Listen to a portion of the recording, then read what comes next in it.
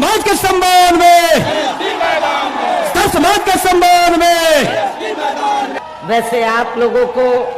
ये मालूम है कि हमारी पार्टी कांग्रेस, बीजेपी व अन्य किसी भी विरोधी पार्टी तथा गठबंधन आदि के साथ मिलकर नहीं, बल्कि अकेले ही अपनी पार्टी के बलबूते पर पूरी तैयारी व दमदारी के साथ ये चुनाव लड़ रही है।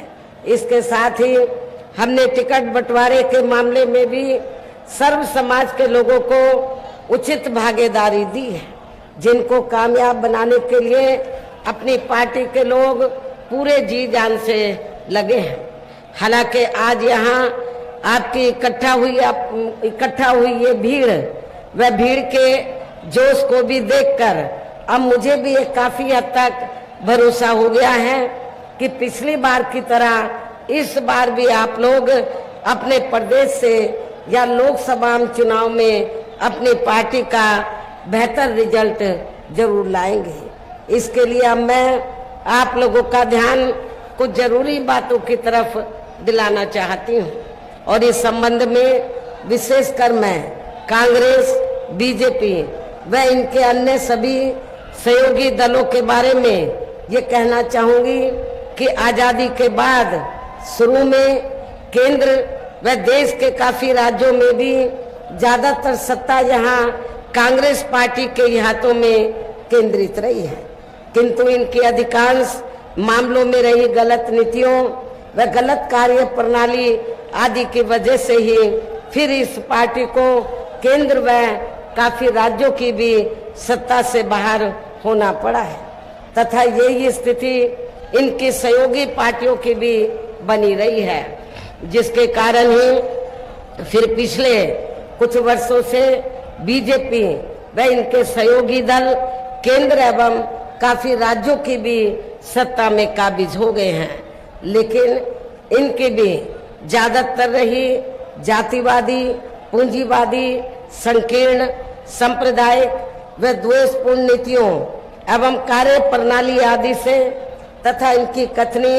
व करनी में भी काफी अंतर होने की वजह से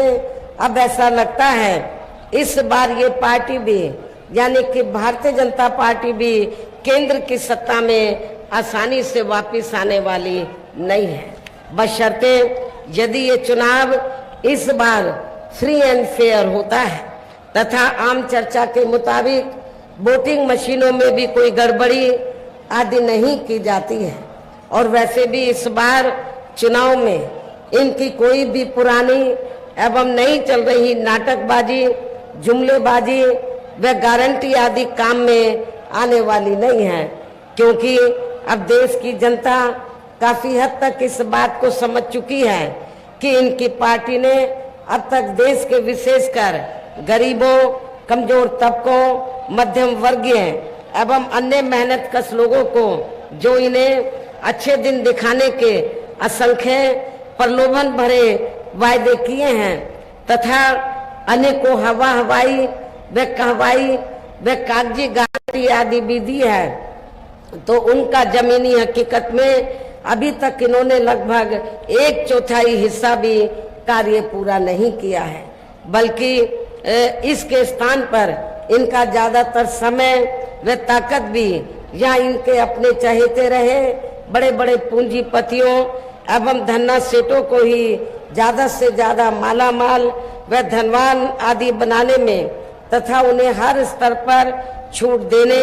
व बचाने में ही लगी रही है, जिनके अधिकांश आर्थिक सहयोग से ही ये पार्टी व अन्य पार्टियां भी अपना संगठन चलाती हैं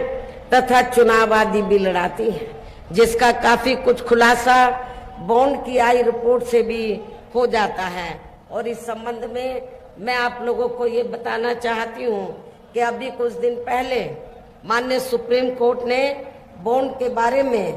जो रिपोर्ट का खुलासा किया है, तो उससे ये स्पष्ट हो जाता है कि इस देश में कांग्रेस, बीजेपी व अन्य विरोधी पार्टियों ने यहाँ बड़े बड़े पूंजीपतियों व धन्ना सेठों से अपनी पार्टी के संगठन को चलाने के लिए व चुनाव आदि लड़ाने के लिए तो इन्होंने अरबों खरबों रुपया इस देश के बड़े बड़े पूंजीपतियों व धन्ना सेठों आदि से लिया है। लेकिन उस रिपोर्ट में ये भी स्पष्ट है कि देश के अंदर बहुजन समाज पार्टी ही अकेली एक ऐसी पार्टी है जिसने एक भी रुपया अपनी पार्टी के संगठन को चलाने के लिए व चुनाव आदि लड़ाने के लिए तो देश के किसी भी पूंजीपति व धन्ना सेठ से नहीं लिया है। और इतना ही नहीं, आप लोगों को ये भी मालूम है कि हमारी पार्टी कैसे संगठन चलाती है, कैसे चुनाव आदि लड़ाती है। हमारी पार्टी दूसरी पार्टियों की तरह बड़े बड़े पूंजीपतियों व धन्ना सेठों से अरबों खरबों रुपया लेकर ना तो संगठन चलाती है और ना ही चुनाव आदि लड़ाती है, बल्कि हमारी पार्टी अपनी पार्टी के मेंबरशिप के जरिए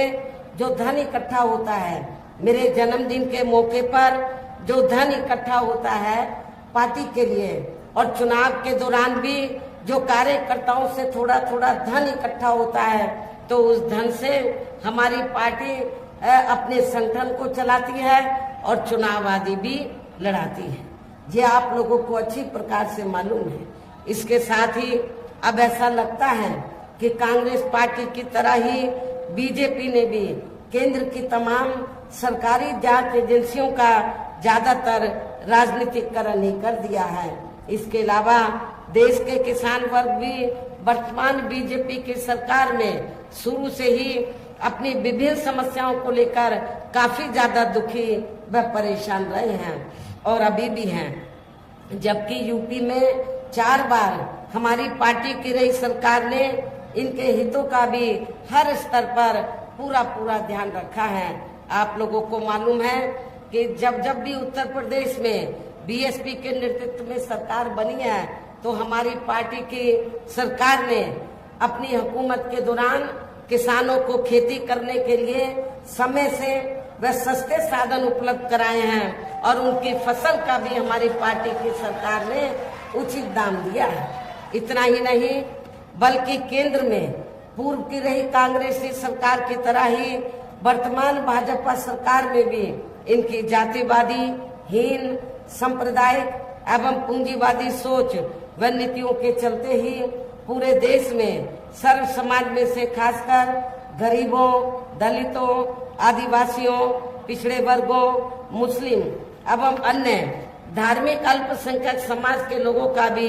पूर्ण रूप से विकास व उत्थान आदि नहीं हो सका है। और इस संदर्भ में वैसे आप लोगों को ये मालूम है कि पूरे देश में यहाँ दलितों, आदिवासियों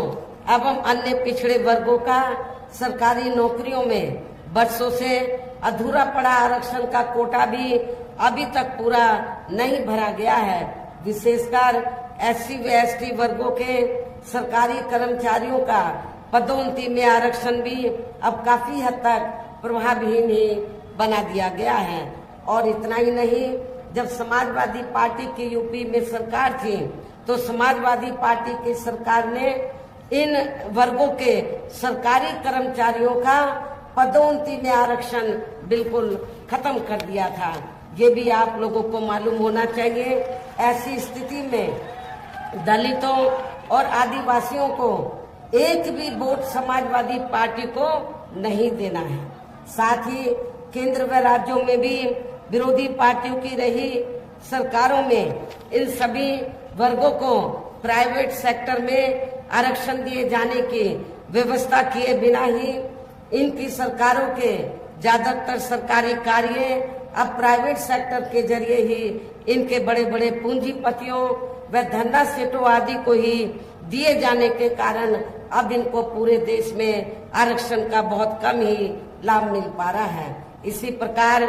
इनका अन्य और मामलों में भी शोषण व उत्पीड़न आदि होना अभी तक भी बंद नहीं हुआ है। इनके साथ साथ मुस्लिम व अन्य धार्मिक अल्पसंख्यक समाज के लोगों की भी हालत हर स्तर पर यहाँ काफी ज्यादा खराब व दयनीय बनी हुई है, जिसका काफी कुछ खुलासा सच्चर कमेटी की रिपोर्ट में भी किया गया है। इतना ही नहीं, बल्कि पिछले कुछ वर्षों से केंद्र व अधिकांश राज्यों में भी बीजेपी व आरएसएस की सरकारों के चलते हुए अब इनका विकास एवं उत्थान आदि होना भी काफी हद तक बंदशाई हो गया है। आए दिन इन पर खासकर हिंदुत्व की आड़ में हो रही जुल्म जाति भी यह काफी ज्यादा चरम सीमा पर पहुंच चुकी है। इनके साथ साथ अपर कास्ट समाज में से विशेषकर गरीब लोगों की भी हालत हमें कोई खास अच्छी नजर नहीं आती है। इनकी गलत कृषि नीतियों के कारण किसान वर्ग भी आए दिन आंदोलित ही रहता है। साथ ही इनकी गलत आर्थिक नीतियों की वजह से देश की अर्थव्यवस्था पर भी इसका काफी बुरा प्रभाव पड़ रहा है, जिससे यहाँ विशेषकर छोटे एवं मध्यम वर्गीय व्यापारी वर्ग भी काफी ज्यादा दुखी व परेशान हैं। और अब केंद्र में पूर्व की रही सरकारों की तरह वर्तमान भाजपा सरकार में भी यहाँ पूरे देश में गरीबी, बेरोजगारी एवं महंगाई आदि भी लगातार काफी ज्यादा बढ़ रही है। देश में हर स्तर पर फैला भ्रष्टाचार भी अभी खत्म नहीं हुआ है। ऐसे में अब आप लोगों को देश में हो रहे लोकसभा चुनाव में कांग्रेस, बीजेपी व इनकी सहयोगी पार्टियों को भी केंद्र की सत्ता में आने से जरूर रोकना है, जिनकी गलत नीतियों व गलत कार्य प्रणाली आदि को आप लोग काफी हद तक आजमा भी चुके हैं। ऐसी स्थिति में अब ये विरोधी पार्टियां इस चुनाव में भी किस्म किस्म के साम, दाम, दंड भेद आदि अनेकों हथकंडे इस्तेमाल करके केंद्र की सत्ता में आने की पूरी कोशिश में लगी हैं, जिनसे अपनी पार्टी के लोगों को हर स्तर पर काफी ज्यादा सावधान रहना है। और इस मामले में विरोधी पार्टियां अपने अपने पक्ष में हवा बनाने के लिए खासकर मीडिया, ओपिनियन पोल व सर्वे आदि का जो बड़े पैमाने पर इस्तेमाल कर रही हैं, तो उनसे भी अपनी पार्टी के लोगों को बिल्कुल भी गुमराह नहीं होना है। इसके साथ ही विरोधी पार्टियों के विभिन्न रूपों में जारी किए गए इनके हवाई व प्रलोभन भरे चुनावी घोषणा पत्रों एवं वायदों आदि के बहकावे में भी अपनी पार्टी के लोगों को कतई नहीं आना है, जिन्हें ये पार्टियां चुनाव खत्म होने के बाद ज्यादातर अमल में नहीं लाती हैं और अब जिन पर से देश की जनता का अधिकांश विश्वास ही उठ गया है। यही खास वजह है कि हमारी पार्टी किसी भी चुनाव में अपनी पार्टी का कोई भी चुनावी घोषणा पत्र आदि जारी नहीं करती है। वैसे भी हमारी पार्टी किसी भी मामले में कहने में बहुत कम बल्कि कार्य करके दिखाने में ही ज्यादा विश्वास रखती है। और इस बात का सबसे बड़ा सबूत ये है कि उत्तर प्रदेश में 4 बार हमारी पार्टी के नेतृत्व में रही सरकार ने चुनाव में अपनी पार्टी के बिना कोई जारी किए गए चुनावी घोषणा पत्र के ही प्रदेश व आम जनहित में काफी कुछ ऐतिहासिक कार्य करके दिखाए हैं, जिनकी अब देश में अधिकांश पार्टियों की सरकारें काफी नकल भी कर रही हैं। जबकि इस मामले में हमारी पार्टी का ये कहना है कि यदि इन पार्टियों के स्थान पर केंद्र में हमें अपनी पार्टी की सरकार बनाने का मौका मिलता है, तो तब फिर हमारी पार्टी की बनी सरकार केंद्र में यहाँ तक रही सभी विरोधी पार्टियों की सरकारों की तरह केवल हवाई व कागजी कार्य आदि नहीं करेगी, बल्कि उत्तर प्रदेश की तरह ही जमीनी हकीकत में ठोस कार्य करके दिखाएगी। और इस संदर्भ में खासकर मैं ये कहना चाहूंगी, केंद्र द्वारा देश में पिछले कुछ समय से अति गरीब परिवारों को अस्थायी तौर पर फ्री में जो थोड़ी सी खाद्य सामग्री आदि दी जा रही है, तो उससे इनका यानी कि गरीब लोगों का स्थायी तौर पर भला होने वाला नहीं है। लेकिन ये थोड़ा सा फ्री में राशन देकर बीजेपी व आरएसएस के लोग क्या करते हैं, जब चाहे देश में छोटा चुनाव हो, किसी भी राज्य में या बड़ा चुनाव हो, तो इसकी आड़ में बीजेपी व आरएसएस के लोग गरीब लोगों का जो वोट है उसको बनाने का प्रयास करते हैं, ये कहकर कि केंद्र की सरकार ने तुमको फ्री में राशन दिया है, जबकि इसमें रत्ती भर भी सच्चाई नहीं है। मैं आप लोगों को, गरीब लोगों को ये बताना चाहती हूँ कि आप लोगों को जो फ्री में थोड़ा सा राशन आदि दिया जा रहा है, तो ये आप लोगों के अपने खुद के पैसे का है, क्योंकि पूरे देश की जनता जो केंद्र की सरकार को टैक्स देती है और टैक्स के जरिए जो सरकार के पास पैसा आता है, उस पैसे से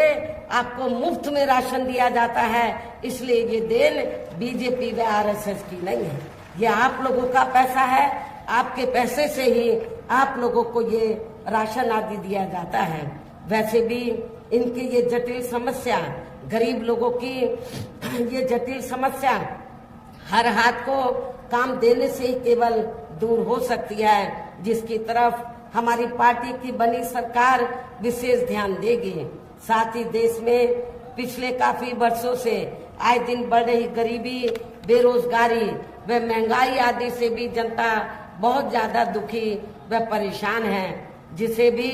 आर्थिक नीतियों में तब्दीली करके जरूर दूर किया जाएगा। हिंदुत्व की आड़ में, धर्म की आड़ में भी पिछले कुछ वर्षों से खासकर मुस्लिम समाज के लोगों का द्वेष की भावना से जो इनका काफी ज्यादा शोषण व उत्पीड़न आदि किया जा रहा है, तो उसे भी जरूर रोका जाएगा। और ये सब हमने अपनी यूपी की रही सरकार में करके भी दिखाया है। आप लोगों को मालूम है कि जब उत्तर प्रदेश में जब भी बीएसपी के नेतृत्व में सरकार रही है, तो मेरी हुकूमत में कोई भी हिंदू मुस्लिम दंगा फिसाद नहीं हुआ है, अमन चैन का वातावरण कायम रहा है। इसके अलावा हमने यूपी में सर्व समाज में से गरीब एवं बेरोजगार लोगों को बेरोजगारी भत्ता आदि न देकर उन्हें बड़ी तादाद में रोटी रोजी के साधन भी उपलब्ध कराए हैं। जो अब ये कार्य भी अधिकांश ठंडे ही पड़े हैं, जिनको फिर केंद्र में बीएसपी की सरकार बनने पर प्राथमिकता दी जाएगी। कहने का तात्पर्य ये है कि देश में इस समय हो रहे लोकसभा चुनाव में विरोधी पार्टियों के जारी किए गए उनके हवाई व प्रलोभन भरे चुनावी घोषणा पत्रों आदि के बहकावे में अब यह खासकर देश के अति गरीबों, मजदूरों, बेरोजगारों एवं अन्य मेहनतकश लोगों को बिल्कुल भी नहीं आना है। और अब इन्हें ऐसी सभी विरोधी पार्टियों को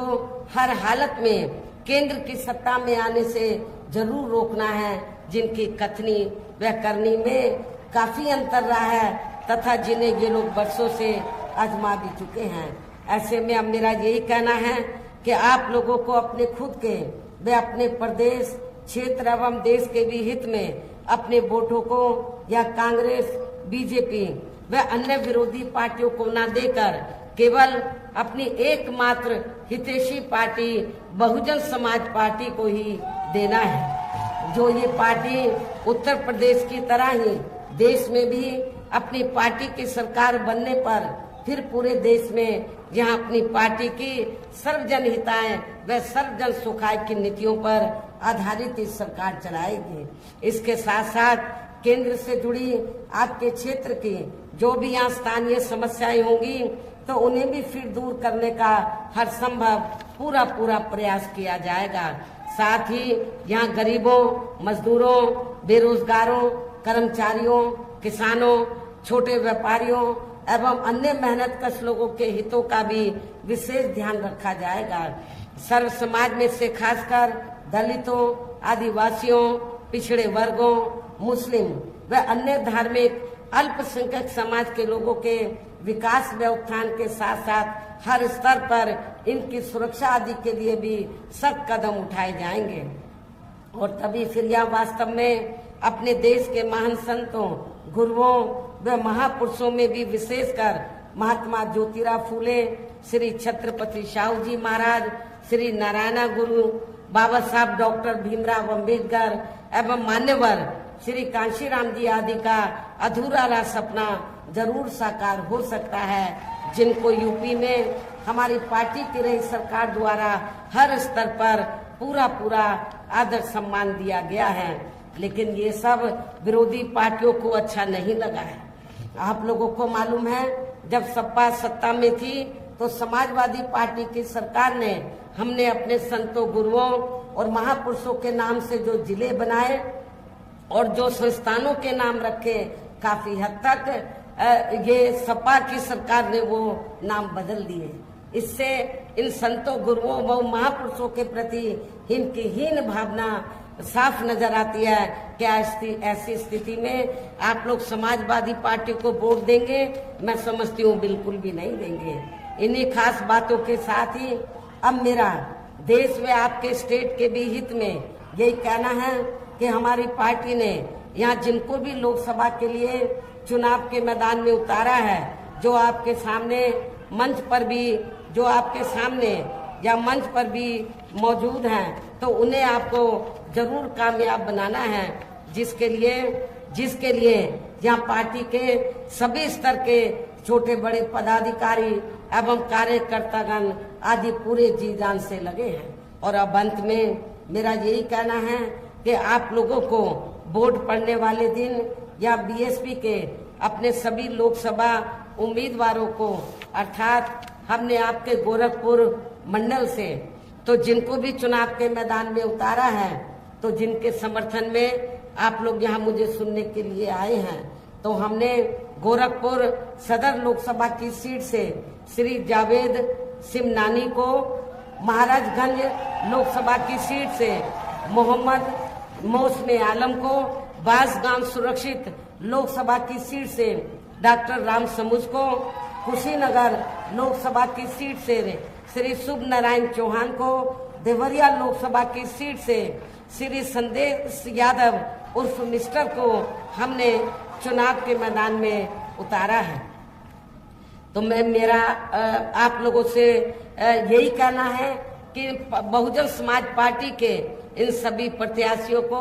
बीएसपी का जो चुनाव चिन्ह हाथी है, हाथी चुनाव चिन्ह के सामने वाले बटन को दबाकर इनको जरूर आप लोगों को कामयाब बनाना है, इनको पार्लियामेंट में जिताकर जरूर भेजना है। इस खास अपील के साथ ही अब मैं अपनी बात यहीं समाप्त करती हूँ। जय भीम, जय भारत।